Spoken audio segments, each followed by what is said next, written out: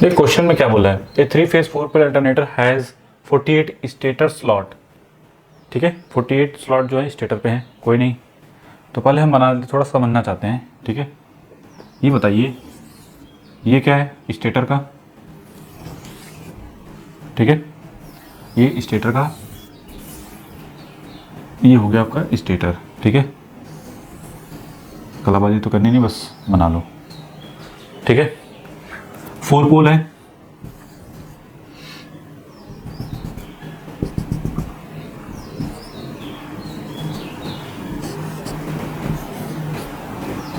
ठीक है, N1 S1 N2 S2 बना दिया। चलिए कोई दिक्कत नहीं। देखो क्वेश्चन में बोला है कि short corded by 1 slot pitch. मतलब देखो जैसे एक A और A डैश ऐसे वाइंडिंग हम पुट करते, वैसे अगर ये क्वेश्चन में ये नहीं बोलता तो हम लोग ऐसे पुट कर देते। चूंकि क्वेश्चन में बोल रखा है क्या कि shorted coil by 1 slot pitch, मतलब एक स्लॉट जो है, मतलब इसको कहाँ पे रखना था, यहाँ पे। तो जो स्लॉट पिच है, ठीक है, जो कॉर्डेड एंगल है, कॉर्डेड एंगल करस्पॉन्डिंग इसको क्या कर दिया गया, इसको पहले रख दिया गया है। मतलब एक स्लॉट पहले रख दिया गया है। 1 स्लॉट पिच का मतलब क्या है, ठीक है, 1 स्लॉट पिच का मतलब यही है कि ये जो कॉयल जो यहाँ पे स्लॉट को रखना है, यहाँ पे नहीं, जो कॉयल है इस स्लॉट पे नहीं बल्कि एक स्लॉट पहले रख दी गई है। ठीक है, तभी तो ये क्या होगा, शॉर्टेड कॉयल। क्लियर है कि नहीं, मतलब यहाँ पे नहीं रखे, हमने क्या रख दिया यहाँ पे। तो अब ये बताइए जब इसको रखेंगे तभी तो इसका नाम होगा शॉर्टेड कॉयल। ठीक है, तभी तो शॉर्ट कॉयल बोलेंगे ना, शॉर्ट पिच बोलेंगे। तो ये जो तभी देखो ये जो पोर्शन में आई स्क्वायर आर लॉस जो होगा इसके कंपेयर में कम होगा, जो कॉस्ट होगी वही बचेगी नहीं। तो ये क्या है, शॉर्ट पिच। ये क्या है, शॉर्ट पिच कॉयल। और अगर आप लोग इधर रख देते तब ये कौन सा, ये नहीं कि ये वाला पोर्शन, ये वाला नहीं। क्यों ऐसे देखो, कभी नहीं रखते। क्यों, क्योंकि आई स्क्वायर आर लॉस तो होगा ही, साथ साथ कॉस्ट बढ़ेगी, लंबा वायर लगेगा ना, दैट्स वाई। तो ये कौन सा है, ओवरहैंग पोर्शन, ओवरहैंग नहीं। तो हम लोग कहाँ रखेंगे, यहाँ पे रखना था, हमने यहाँ पे रख दिया। अच्छा ये बताइए क्लियर है। यहाँ से यहाँ तक का एंगल कितना है, मैकेनिकली 90 डिग्री, इलेक्ट्रिकली बात करें तो कितना होगा, 4 पोल मशीन है तो 180। क्लियर है। अच्छा तो ये बताइए 1 स्लॉट पिच, मतलब यहाँ पे कॉर्डेड कॉइल जो रखी गई है वो कितनी जाएगी, गामा करस्पॉन्डिंग। अगर ये बोलते था 2 स्लॉट पिच, नहीं, यहाँ पे short corded by 2 slot pitch बोल देता, तो इसका मतलब ये यहाँ पे ना रखे बल्कि इसके और आगे रखी जाती, तब कॉर्डेड एंगल कितना हो जाता, 2 गामा करस्पॉन्डिंग हो जाता।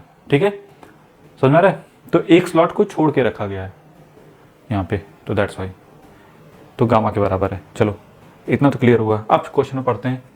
देखो m की वैल्यू कितनी दी हुई है, 3, p की वैल्यू 4, s की वैल्यू 48। अभी लिखवा भी देंगे, टेंशन मत लो। ठीक है, तो MPS, हाँ, स्लॉट पर पोल पर फेज, दैट इज Q की वैल्यू कितनी हो जाएगी, S/MP। ये कितना था, 48। कैसे प्रूफ भी किया था हमने, तो इस पर बताने की जरूरत नहीं है यहाँ पे, नहीं तो और लंबा हो जाएगा क्वेश्चन ही करते रह जाएंगे फिर। तो ये हो जाएगा कितना, 4। ठीक है, यहाँ तक तो कोई डाउट नहीं होना चाहिए कि ऐसे तो कैसे। अब ये बताइए Q की वैल्यू ग्रेटर देन 1 है, Q की वैल्यू 4 है ना, ग्रेटर देन 1 है। अब यहाँ बोलो ना 3 फेज, कौन सी वाइंडिंग है, डिस्ट्रीब्यूटेड वाइंडिंग। कैसे पता चला, क्योंकि 4 है, तो दैट इज डिस्ट्रीब्यूटेड वाइंडिंग। कभी कभी लिखा भी रहता है 1 मार्क्स में, तो यही हो गया, पूछ देता है और लगे आगे चल के सॉल्व करने। ठीक है, खैर हमको तो यहाँ पे वाइंडिंग फैक्टर डिटरमाइन करना है, तो जो चीज़ समझ में आ रही है वो चीज़ तो बनाते जाओ।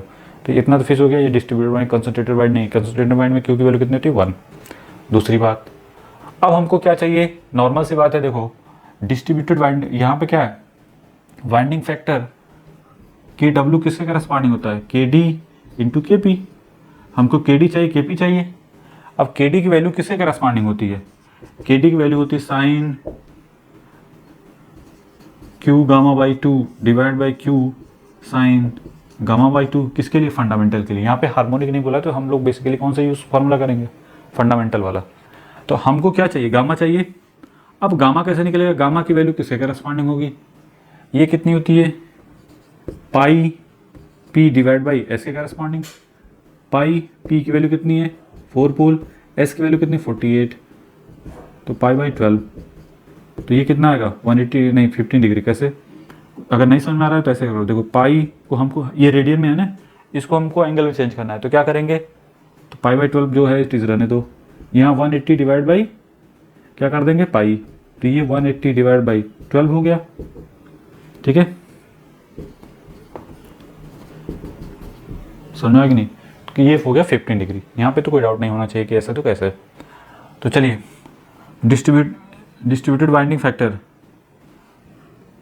सॉरी ये तो के डी है, ये के डी का फार्मूला है, के पी अलग है। तो डिस्ट्रीब्यूटेड बाइंडिंग फैक्टर क्या होगा, नीचे लिखो, distributed winding factor K D this equal to, अब फार्मूला पुट कर दो, इस फार्मूला वैल्यू देखो, क्यू की वैल्यू कितनी 4, 15 divide by 2, 4 sine 15 divide by 2 कितना हो जाएगा 1/8 साइन 7.5। ठीक है, यहाँ तो कोई डाउट नहीं। अब हमको चाहिए केपी, केपी के लिए थोड़ा सा एक चीज लाइन लिखवा देते हैं इसको समझने के लिए, क्योंकि बाद में बहुत दिक्कत होती है। लोग कहते हैं सर देखो नीचे लिखो, कॉर्डेड बाई 1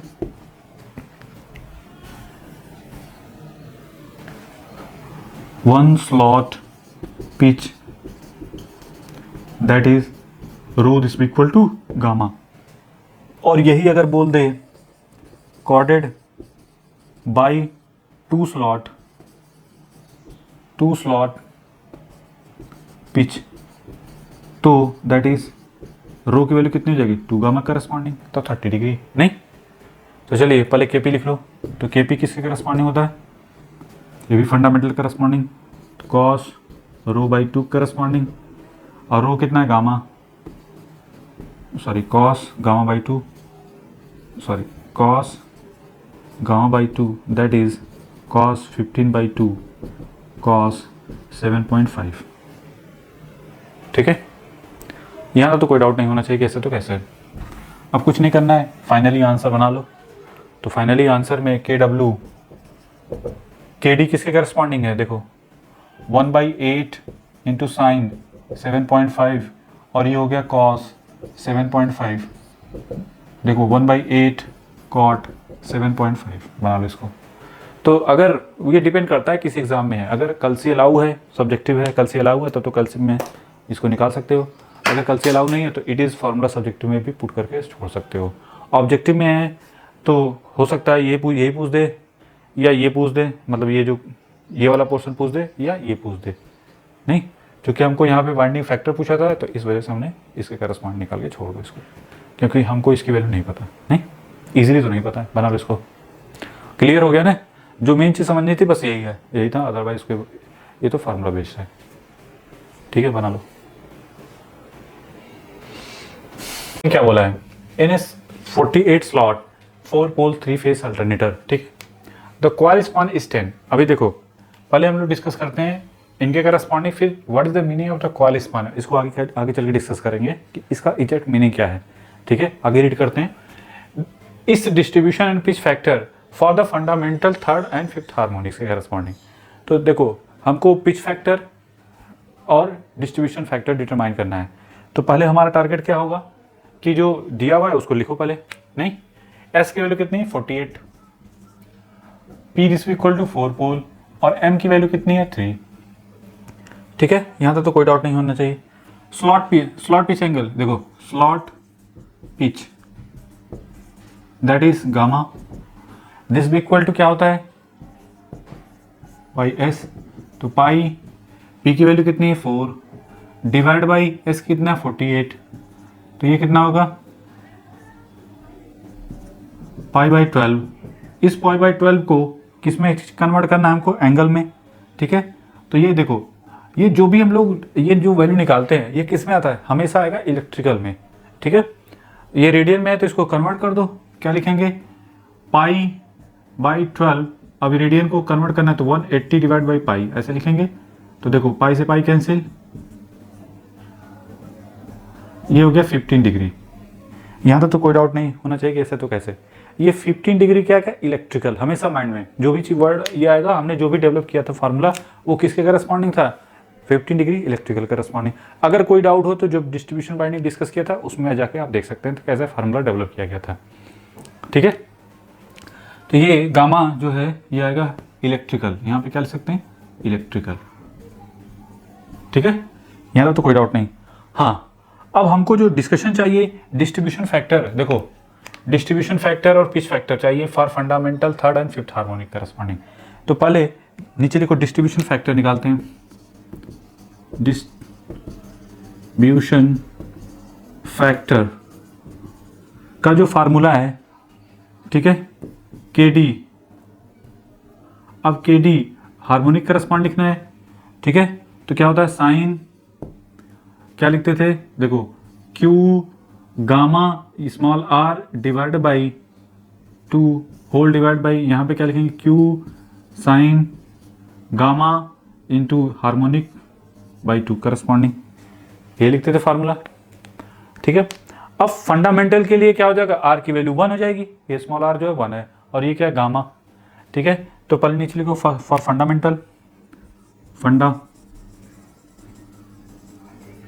फंडामेंटल के लिए के डी, सिर्फ के डी 1 लिख सकते हो, sine Q gamma divide by 2 divide by Q sine, यहाँ पे क्या लिखेंगे गामा बाई 2। हाँ, क्यू क्या है, अच्छा क्यू तो हमने निकाला नहीं, स्लॉट पर पोल पर फेज जिसको क्यू बोलते हैं, किसके करस्पॉन्डिंग होता है, देखो slot S divide by M P, S की वैल्यू 48, एम की वैल्यू कितनी 3 और ये 4, ये 12, ये कितना हो गया 4 नहीं। तो ये जो स्लॉट पर पोल पर फेज आया, अब बताइए क्यू की वैल्यू क्या है, ग्रेटर देन 1 है ना, इसका मतलब ये कौन सी वाइंडिंग है, डिस्ट्रीब्यूटेड वाइंडिंग है। समझ में आया कि नहीं, दिया ना भी हो तो भी समझ गए कि ये कौन सी है, क्यू ग्रेटर देन 1 है, तो that's why that is distributed winding, distributed winding. ठीक है, चलिए पहले पहला टारगेट QD1 निकालते हैं, फिर इसके बाद और डिस्कस करेंगे। देखिए QD1 का मतलब फंडामेंटल डिस्ट्रीब्यूशन फैक्टर। देखिए साइन Q की वैल्यू कितनी 4, गामा कितना आया हमारा 15 degree divide by 2 whole divide by 4, sine gamma की वैल्यू कितनी 15 बाई 2, यही हुआ। तो ये बताइए इसकी वैल्यू कितनी हो जाएगी, साइन ये देखो साइन 30, ये तो 30 डिग्री हो गया, divide by 4 into sine 15 by 2, ये हो जाएगा 7.5। ठीक है, ये आ रहा है 0.95 के करस्पॉन्डिंग।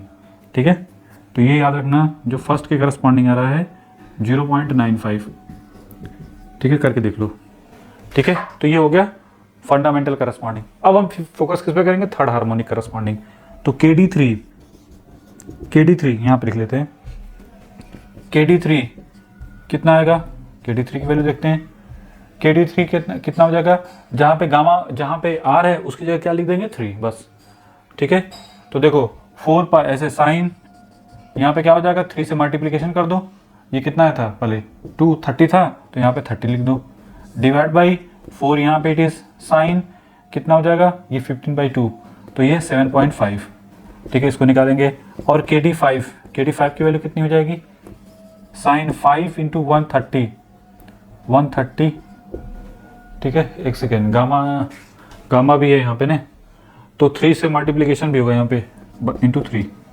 ठीक है, यहाँ पे इस फार्मूले में देखो गामा इंटू R है, तो थर्ड हार्मोनिक तो इसका मतलब 3 से मल्टीप्लिकेशन, और फिफ्थ हार्मोनिक इसका मतलब 5 से मल्टीप्लिकेशन। यहाँ तो कोई डाउट नहीं होना चाहिए, ऐसे तो कैसे। चलो ये चीज़ पुट कर देते हैं यहाँ पे। तो साइन 5 देखो sine 5 into 30 divide by 4 sine क्या हो जाएगा 5 इंटू गामा बाई 2 मतलब 7.5। चलो इनकी वैल्यू कितनी आती है निकाल के रख लो, 65 और ये 205 के करस्पॉन्डिंग। ठीक है, तो इसको पहले एक जगह लिख लो।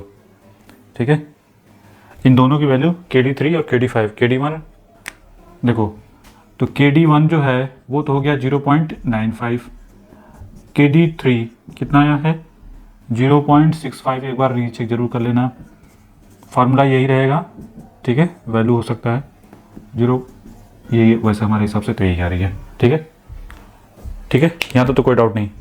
अब हम टारगेट करना चाहते हैं जिस पे हम कर रहे थे फोकस करने के लिए, द कॉइल स्पान इस 10 का मतलब क्या है, ठीक है। पहले इसको बना लो जल्दी से, ठीक है, तो मिटाते हैं। तो ये डिस्ट्रीब्यूशन तो निकल गया, डिस्ट्रीब्यूशन वाइंडिंग फैक्टर करस्पॉन्डिंग, ठीक है। हमको इस पे फोकस करने के लिए हमको इसको थोड़ा समझना पड़ेगा, रो की वैल्यू चाहिए ना। अब ये बताइए, यहाँ पे देखो पिच फैक्टर करस्पॉन्डिंग हम डिस्कशन चाहते हैं ना, पिच फैक्टर के लिए हमको रो तो चाहिए ही। देखो ये लिखा है द कॉइल स्पान, नीचे लिखो कॉइल स्पान कितना दिया हुआ है 10, इसका मतलब होता है दैट इज 10 स्लॉट, ठीक है। कॉइल स्पान न करके 10 स्लॉट भी लिख सकता था वो, या इसी को लिख सकते हैं 10 स्लॉट पिचेस,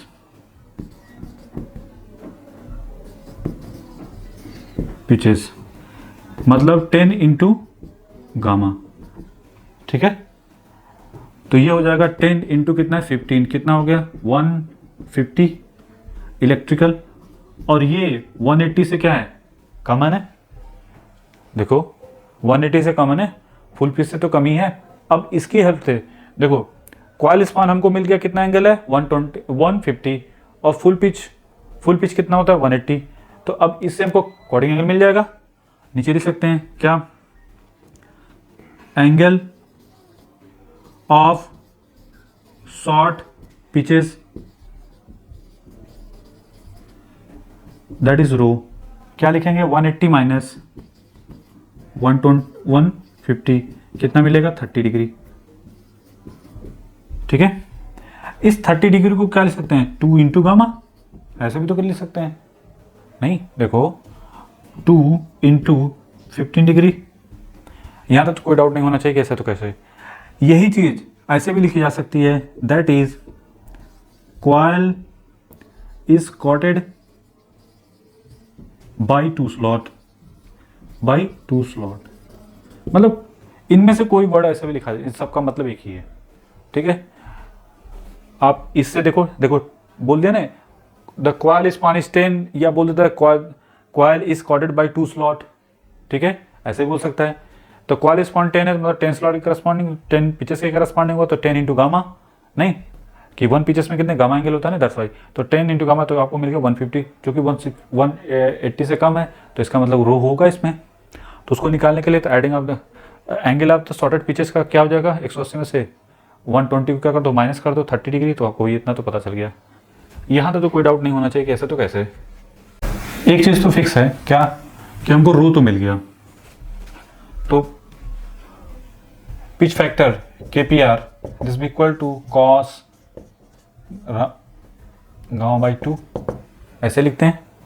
फंडामेंटल के लिए क्या हो जाएगा KPS कॉस रो बाई 2, तो ये कॉस कितना है रो 30 डिग्री बाई 2, ऐसे लिख सकते 30 डिग्री बाई 2, तो कॉस 15 डिग्री।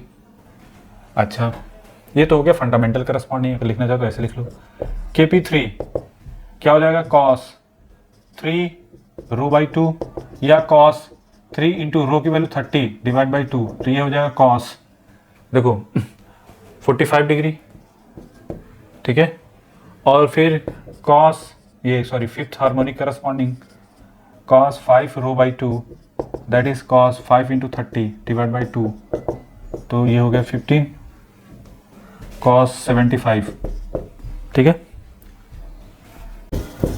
तो ये हो गया हमारा pitch factor, fundamental corresponding fundamental